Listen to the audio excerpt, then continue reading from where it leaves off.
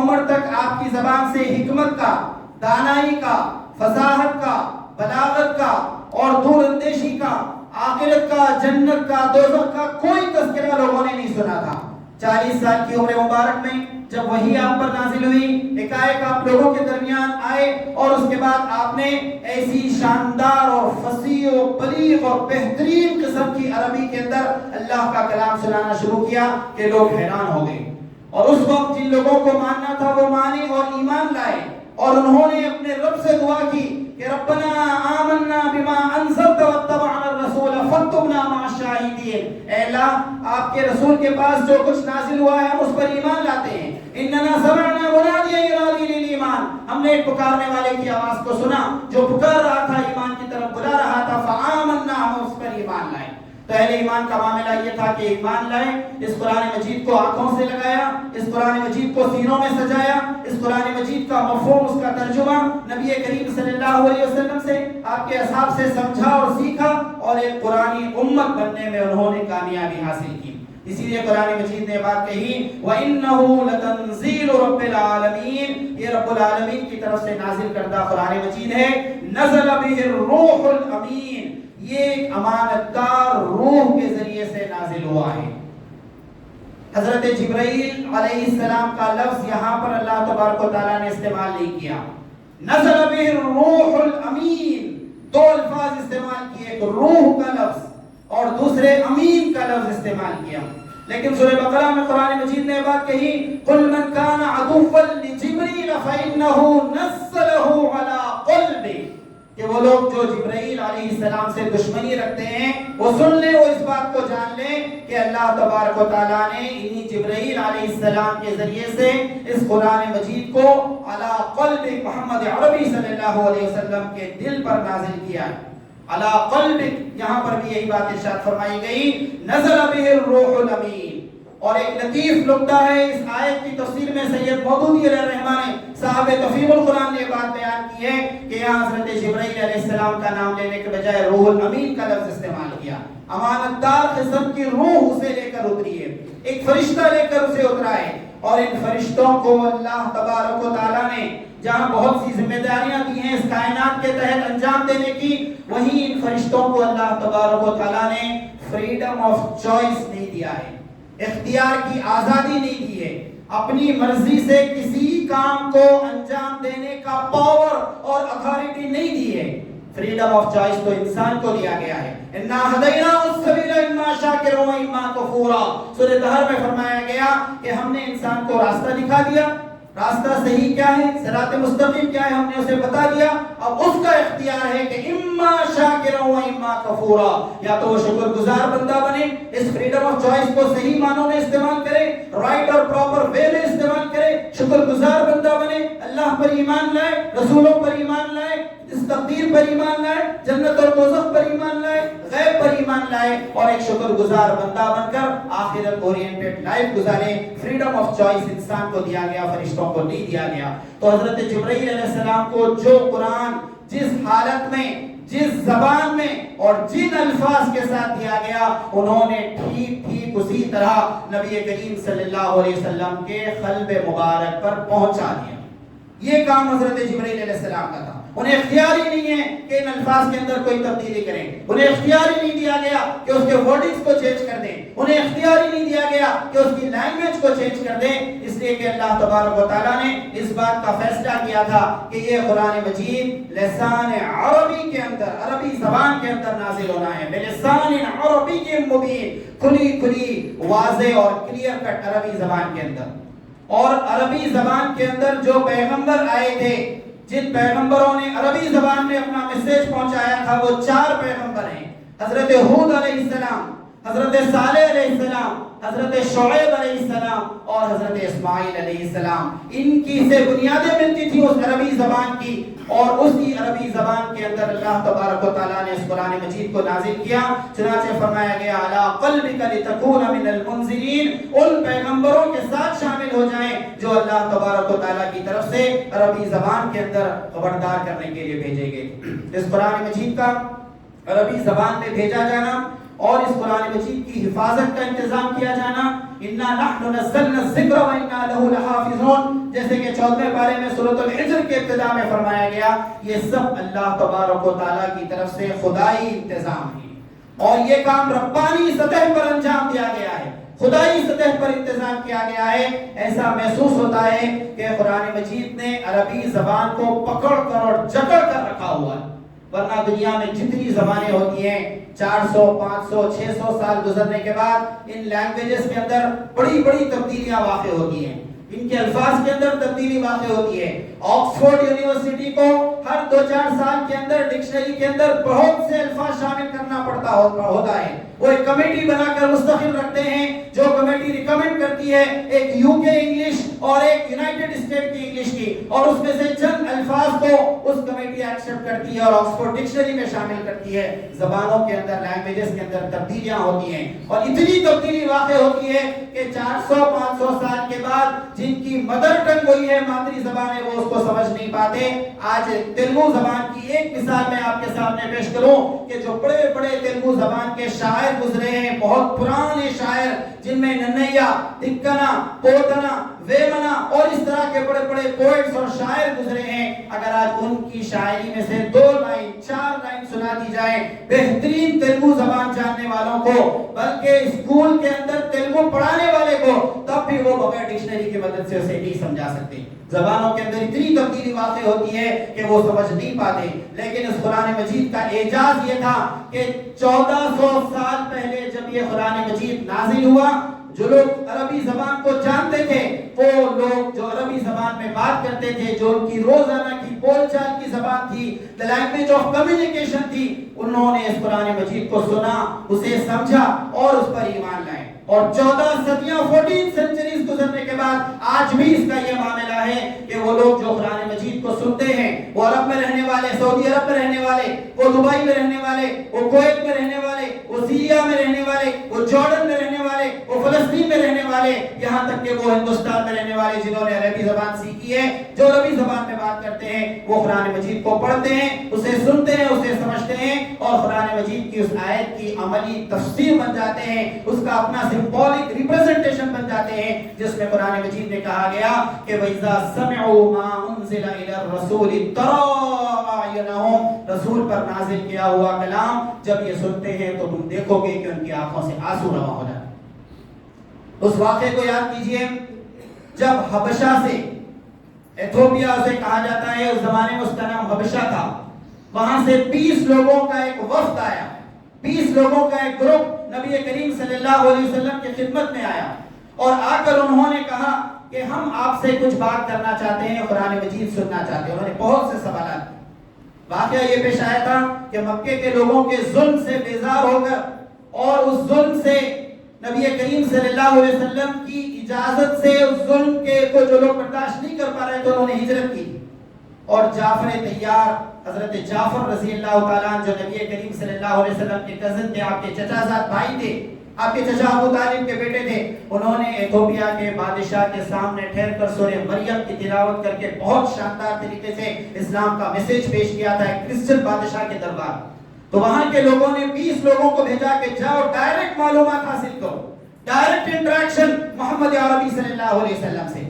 تو وہ پہنچے مکہ مکرمہ، اللہ کے رسول صلی اللہ علیہ وسلم خانہ کعبہ کے قریب بیٹھے ہوئے تھے. مشرکین مکہ، مکے کے بڑے بڑے سردار، یہاں تک کہ ابو جہل بھی وہاں پر موجود تھا. ان 20 لوگوں نے اللہ کے رسول صلی اللہ علیہ وسلم سے مختلف سوالات کیے اسلام کے بارے میں. آپ نے ان تمام سوالات کا جواب دیا. اس کے بعد اللہ کے رسول صلی اللہ علیہ وسلم نے قرآن مجید کی چند آیتوں کی تلاوت کی. جیسے جیسے اللہ کے رسول صلی اللہ علیہ وسلم قرآن پڑھتے جاتے، ان کی آنکھوں سے آنسو رواں ہو جاتے. پکے کٹر قسم کے کرسچن اور عیسائی تھے وہ پورے 20 لوگ، لیکن عربی زبان جانتے تھے. قرآن مجید پر وہ ایمان لائے. اسی وقت انہوں نے کلمہ پڑھا اور اسلام قبول کیا.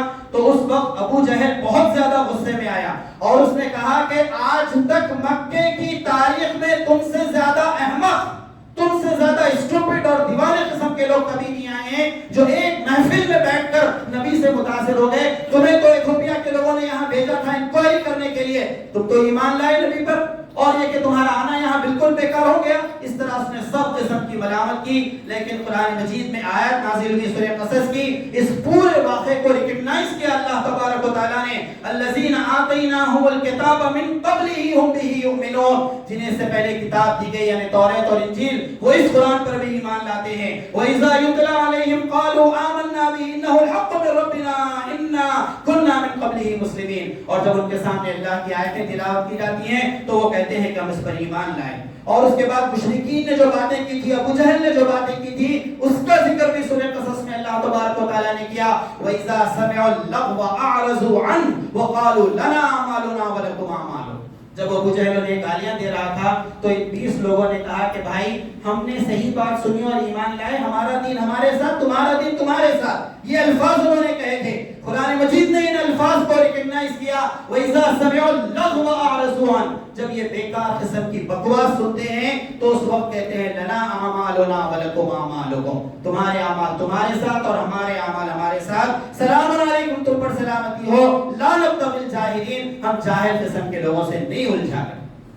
تو یہ قرآن مجید کا اعجاز تھا کہ جو لوگ آئے نبی کریم صلی اللہ علیہ وسلم کی خدمت میں، انہوں نے قرآن مجید سنا، اس قرآن مجید پر ایمان لائے اور پھر اس بات کا اعلان کیا کہ ہم اس قرآن مجید کے ذریعے سے اپنے دلوں کو منور کریں گے، اپنے دلوں کو روشن کریں گے، اپنی زندگیوں کے اندر ایک انقلاب اور ایک تبدیلی لائیں گے۔ اللہ کے رسول صلی اللہ علیہ وسلم کا معاملہ یہ تھا، انہی آیات کے تسلسل میں یہ بات کہی گئی جو ابتدا میں آپ کے سامنے پڑھی گئی، بلسان عربی مبین وَإِنَّهُ لَفِي زُبُرِ الْأَوَّلِينَ، اور اس کے بعد آگے فرمایا گیا وَأَنذِرْ عَشِيرَتَكَ الْأَقْرَبِينَ، اے نبی صلی اللہ علیہ وسلم اسی قرآن کے ذریعے سے آپ لوگوں کو خبردار کیجئے اور قریبی رشتہ داروں کو آپ ڈرائیے، پہلے قریبی رشتہ داروں کو، گویا اس قرآن مجید کا میسج سب سے پہلے اپنے رشتہ داروں تک پہنچائیے۔ تو اللہ کے رسول صلی اللہ علیہ وسلم نے اپنے خاندان کے لوگوں کو جمع کیا، یا بنی عبد المطلب، یا عباس، یا صفیہ ام رسول اللہ، یا فاطمہ بنت محمد، اے میری بیٹی فاطمہ، اے میری پھپھو صفیہ، اے میرے چچا عباس، اور اس کے بعد آپ نے پورے خاندان کے لوگوں کو مخاطب کر کے کہا کہ انفضوا انفسکم من النار، اپنے آپ کو دوزخ کی آگ سے بچاؤ، لا املک لکم من اللہ شیئا، اللہ تعالیٰ کے پاس میں تمہاری کوئی مدد نہیں کر سکتا، سلونی عن مالی ما شئتم، میرے پاس آج کچھ مال ہے تو مجھ سے مانگ لو، مجھ سے لے لو، میں دے دوں گا، قیامت میں تمہاری کوئی مدد نہیں۔ تو نبی کریم صلی اللہ علیہ وسلم نے اس قرآن مجید کے ذریعے سے اپنے رشتہ داروں کو دعوت دی، اور اس کے بعد دوسرے ہی دن صبح میں آپ صفا پہاڑی پر چڑھ گئے اور آپ نے وہاں پر پورے قبیلے کے لوگوں کو مخاطب کیا، اے بنی کعب، اے بنی مرہ، اے بنی قصی، اے بنی عبد مناف، اے بنی عبد شمس، اے بنی ہاشم، اے بنی آل مطلب، سب کو آپ نے ایڈریس کیا اور اس کے بعد اسلام کی دعوت، اسلام کا میسج پیش کیا۔ تو یہ اس وقت آج کے دور میں امت مسلمہ کی ذمہ داری ہے کہ قرآن مجید کی اس اہم اعجاز کو، اس مقام کو وہ محسوس کریں۔ مسلم شریف کی ایک روایت میں الفاظ آتے ہیں، ان اللہ یرفع بہذا الکتاب اقواما ویضع بہ آخرین، کہ اللہ تبارک و تعالیٰ اس قرآن مجید کے ذریعے سے بعض قوموں کو اونچا مقام عطا کرے گا اور اسی قرآن مجید کے ذریعے سے بعض لوگوں کو نیچے گرا دے گا، ذلیل کر دے گا، پستیوں میں ڈال۔ اور یہی بات علامہ اقبال نے اپنے کلام میں کہی تھی کہ وہ زمانے میں معزز تھے مسلمان ہو کر، وہ زمانے میں معزز تھے مسلمان ہو کر، اور تم خار ہوئے تاریخ قرآن ہو کر۔ تاریخ قرآن بنی امت، اس امت نے قرآن مجید کو ترک کیا، چھوڑ دیا، تو اس کے نتیجے میں یہ امت ذلیل ہوئی اور اس وقت پوری دنیا کے اندر ہر طرف ظلم و ستم کا شکار ہے، دشمنوں کے عتاب کا شکار ہے، گاجر اور مولی کی طرح کاٹے جا رہے ہیں۔ قرآن مجید نے یہ بات کہی کہ اس قرآن مجید کو جو لوگ تھام لیں گے مضبوطی سے، انہوں نے گویا اللہ تبارک و تعالیٰ کو مضبوطی سے تھام لیا، اس کا سہارا تھام لیا۔ اور حدیث میں یہ بات آتی ہے لن تضلوا ما تمسکتم بہما، اگر تم مضبوطی سے پکڑ لو گے اس قرآن کو، اس حدیث کو، تم کبھی گمراہ نہیں ہو۔ آج ضرورت اس بات کی ہے کہ امت مسلمہ نے قرآن مجید کو جو کتاب تلاوت بنایا ہے اس سے آگے بڑھ کر اسے کتاب تدبر بنائیں، اور پھر ایک اور اسٹیپ آگے بڑھ کر اسے کتاب تبلیغ بنائیں۔ اس قرآن مجید کو ہم نے صرف کتاب تلاوت بنا دیا۔ جمعے کے دن ہم سورہ کہف پڑھتے ہیں اور سمجھتے ہیں کہ ذمہ داری ادا ہو گئی، ہاں سورہ کہف جمعے کے دن پڑھنا چاہیے، لیکن اس کا انٹرپریٹیشن کب ہو ہماری زندگیوں پر؟ یہ سورہ کہف کی تلاوت زندگیوں میں کب انقلاب لائے؟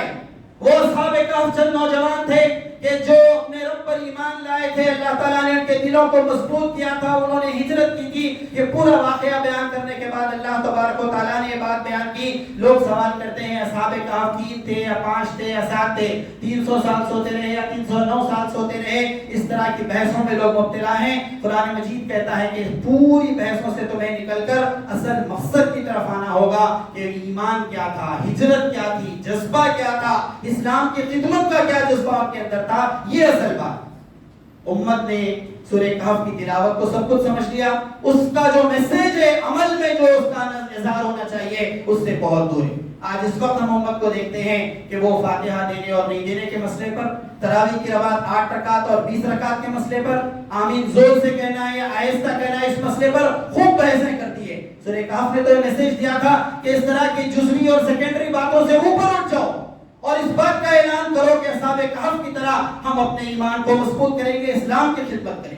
تو کتاب تلاوت یہ قرآن مجید کا سب سے پہلا حق ہے. اتلو ما اوحی الیک من الکتاب واقم الصلاۃ. ہاں، قرآن مجید کی تلاوت ہمیں کرنا ہے. روزانہ 1 رکوع 2 رکوع جتنا ہم پڑھ سکتے ہیں. حافظ قرآن ہے تو روزانہ 1 پارہ 2 پارے جتنی تلاوت کر سکتے ہیں وہ کریں. لیکن اس کے بعد اس کا جو دوسرا اسٹیپ ہے، اس کتاب کو کتاب تدبر بنایا جائے. The book of recitation. اس سے آگے بڑھ کر the book of understanding. 2 بار قرآن مجید نے ہم سے سوال کیا ہے، سورہ نساء میں 5ویں پارے میں اور 26ویں پارے میں سورہ محمد میں. افلا یتدبرون القرآن. کیا تم قرآن مجید پر غور نہیں کرتے؟ ام علی قلوب اقفالها. کیا دلوں کو لاک پڑ گیا ہے، دلوں کو مہر لگ گئی ہے؟ کیوں تم قرآن مجید پر غور نہیں کرتے؟ افلا یتدبرون القرآن.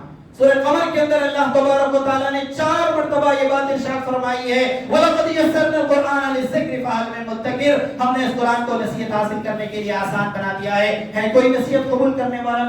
تو بک آف ریسائٹیشن اور اس کے بعد دا بک آف انڈرسٹینڈنگ، اور آخری میسج جو قرآن مجید نے دیا جو بہت ہائیر درجہ ہے، ہائیر کیٹیگری ہے.